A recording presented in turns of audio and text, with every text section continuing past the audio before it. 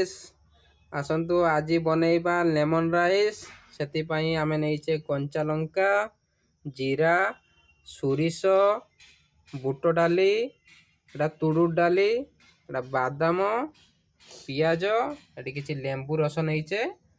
आ एठी किछि भात नैचे कड़ा रे वर्तमान पई तेल गरम होई सारिलाणी वर्तमान तापरे पकेबा आमे जीरा तादेर पकेबा सोरिष आ तादेर पके दबा तुड़ुर डाली आउ किछि बुट डाली ताकू टिके भलो भाबरे टिके मिक्स कर दबा पके दबा टिके बादाम आउ बाकी थिबा कंचा लंका आकू टिके भलो रंग फ्राई कर दबा हमर बादाम हेई साइलाणी एबे आमे तादेर टिके प्याज पके दबा किछि प्याज पके देकी ताकू भलो भाबरे मिक्स कर दबा सबको भलो भाबरे मिले दबा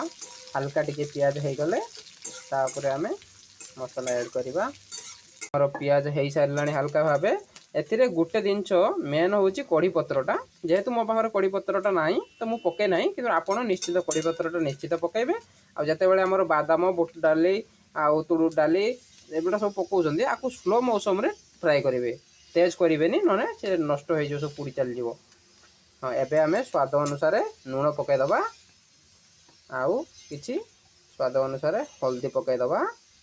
आकु भलो भाबरे मिक्स कर दबा भलो भाबरे मिक्स कर दबा आकु एबे हमर प्याज भलो रंग हेई जाईची लूण हल्दी पड़ी सारथिला एबे राइस के आधेर पके दबा